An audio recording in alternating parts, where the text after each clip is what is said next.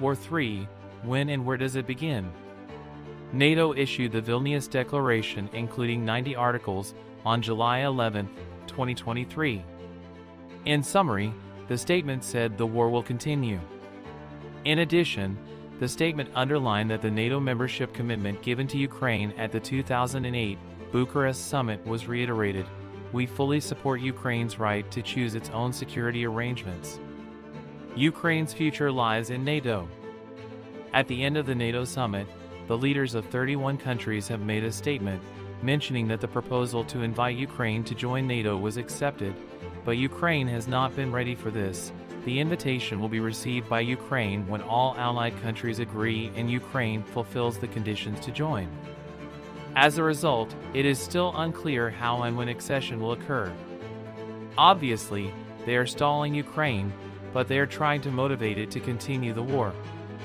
Because Ukraine's accession to NATO means NATO-Russia War, and this also means World War III, in which nuclear weapons will inevitably be used.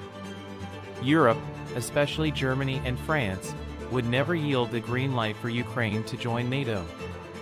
Besides, at this stage, the USA also does not want Ukraine to be included in NATO. Because the goal and interests of the USA are not in favor of a global hot war.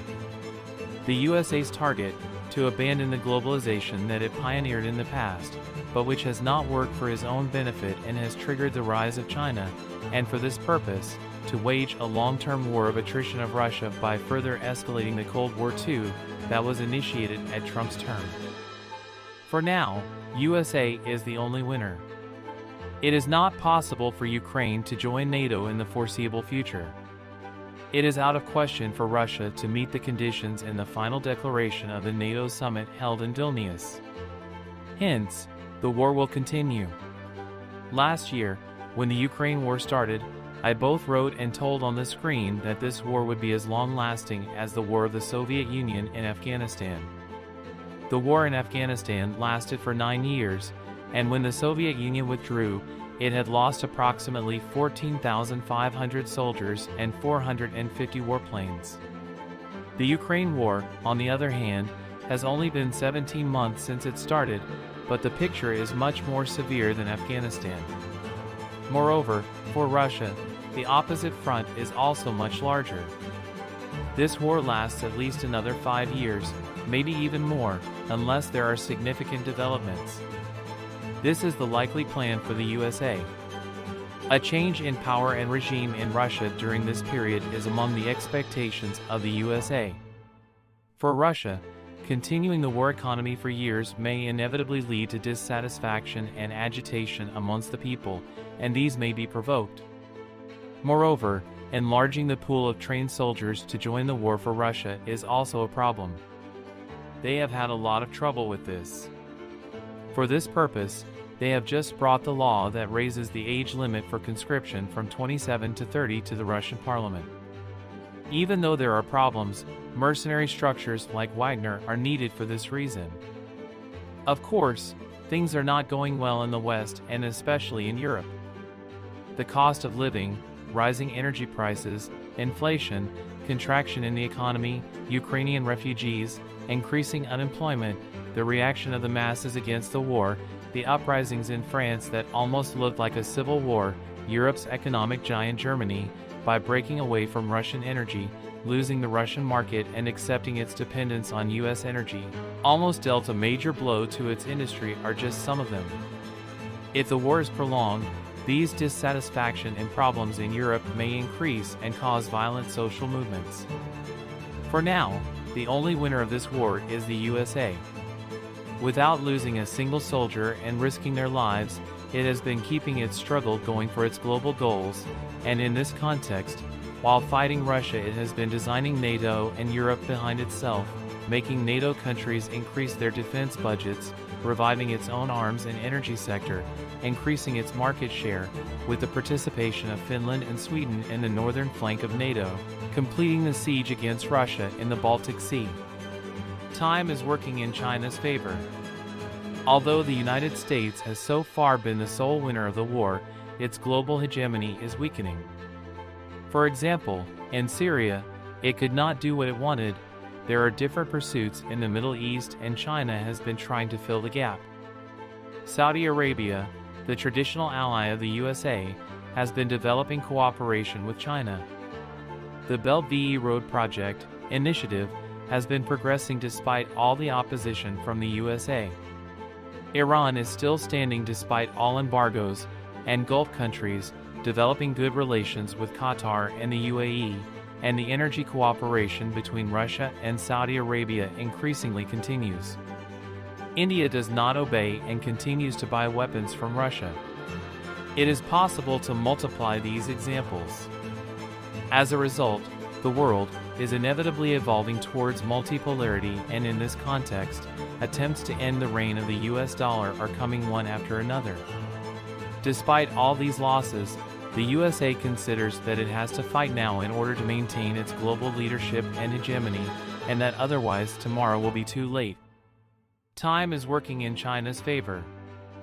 On July 22, 2022, by the mediation of Turkey, Russia, Ukraine, and the UN signed the Grain Corridor Agreement, Black Sea Grain Initiative.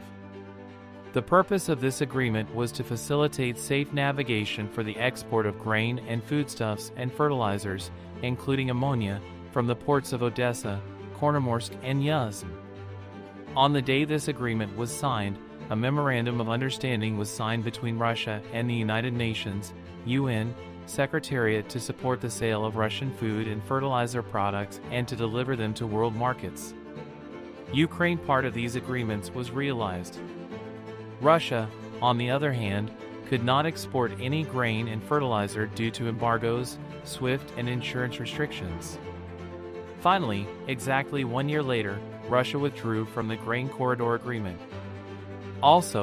It also turned out that the statement "people are dying in Africa because they cannot receive Ukrainian grain" was not true, because only 12% of the grain exported from Ukraine in a year was sent to Africa, yet 40% to Europe. Recent developments also provoked Russia's withdrawal from the Grain Corridor Agreement. The agreement was already working unilaterally, and the Russian leg was de facto not working. Issues such as the US giving cluster munitions to Ukraine and use of them, the Donbass attack, the shooting of the Crimean Bridge, the extradition of the Nazi Azov battalion commanders to Ukraine after the Erdogan-Zelensky meeting, and Erdogan could not stand the US pressure and gave the green light to Sweden's NATO membership before the Vilnius NATO summit, triggered Russia's withdrawal from this agreement. Turkey became a breathing tube for Russia. Despite being a member of NATO, Turkey has tried to follow a relatively neutral policy from the beginning of the Ukraine war.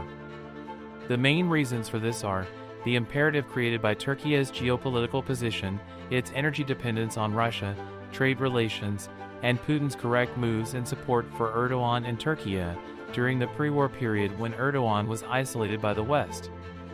Therefore, Turkey, under Erdogan's rule, has become like a breathing tube for Russia during the Ukraine war. The USA was initially dissatisfied with that attitude of Turkey and demonstrated controlled reactions. But over time, it adopted Turkey's role as a precaution, because the goal was a long-running war of attrition. The fact that Russia was supported to continue the war through the channel they could control did not mean that this channel could not be closed by various methods when requested tomorrow. Grain prices were immediately affected after Russia's withdrawal from the Grain Corridor Agreement, and on the same day only wheat price increased by 8% in one day. It is obvious that the continuation of this situation will adversely affect grain and food price increases. On July 26, 2023, the NATO-Ukraine Council convened to discuss the security situation in the region after Russia's withdrawal from the Grain Corridor Agreement. It is understood from the lines of the statements made that the waters in the Black Sea will warm up in the coming days. Now it's time for the US and NATO on the southern flank and the Black Sea. For this reason, one should be very careful and vigilant, especially for these developments and the possible moves of the USA towards the Ukraine war and the Black Sea. The right move, to agree with Russia and to extend the Grain Corridor Agreement by making its part for Russia functional. And the wrong move, to attempt to export grain from Ukraine by force, despite Russia. This means war in the Black Sea. For this reason, Türkiye should be very careful with its security and interests, never compromise on the Montreux Convention, and should never get to be at odds with its northern neighbor, Russia. What can they demand from Türkiye? What are the possible moves of the USA and NATO in the Black Sea, and what may their demands be from Türkiye? Option 1. Türkiye, which has NATO's largest naval power in the Black Sea, establishes a naval task group to transfer grain-carrying vessels to the Istanbul Strait from the Ukrainian ports to international markets by obtaining intelligence support from NATO, protects them against Russian submarine, surface and airborne threats. This option does not violate the Montreux Convention, but puts Türkiye at odds with Russia and triggers Russian intervention in the naval task group.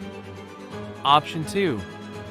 To protect ships carrying grain from Ukrainian ports in the Black Sea to the Istanbul Strait against possible Russian submarine, surface and air threats, with a naval task group led by Türkiye, consisting of Bulgaria and Romania.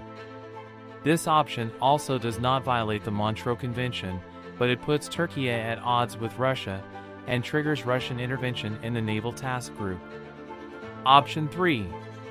To protect with a naval task group of NATO naval forces that includes 1 or 2 U.S. aircraft carriers.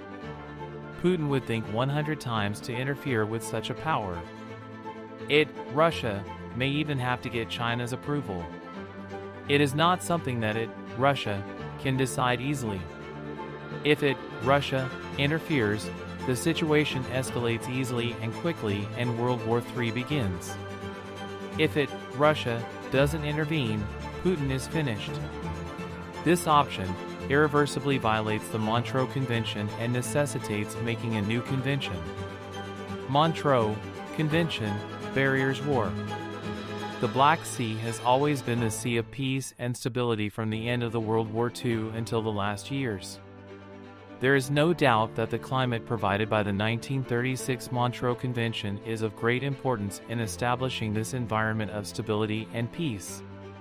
Even in the toughest days of the First Cold War, 1947 to 1990, the Black Sea was not the scene of a conflict that brought the two superpowers against each other.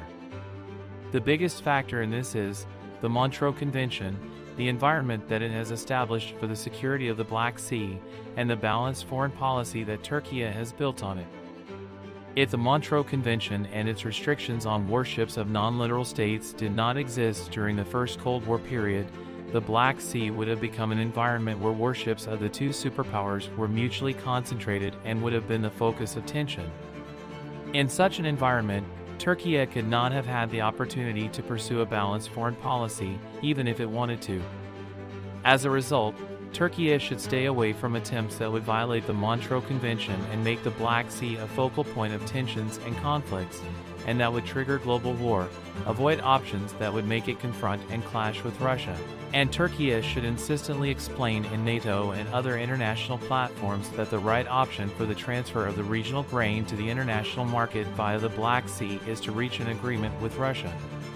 Türkiye's economically difficult situation, its urgent need for hot money, and Erdogan's line to date create doubts about a strong resistance that Türkiye can perform. Türkiye should be aware of the fact that the Russian-Turkish natural gas pipelines are vulnerable to sabotage, and for this purpose, it should make a protection plan against sabotage, including the natural gas extraction and transportation infrastructure in its continental shelf, and in this context, Türkiye, should be a deterrent by carrying out reconnaissance surveillance patrol activities from the air, surface, and underwater.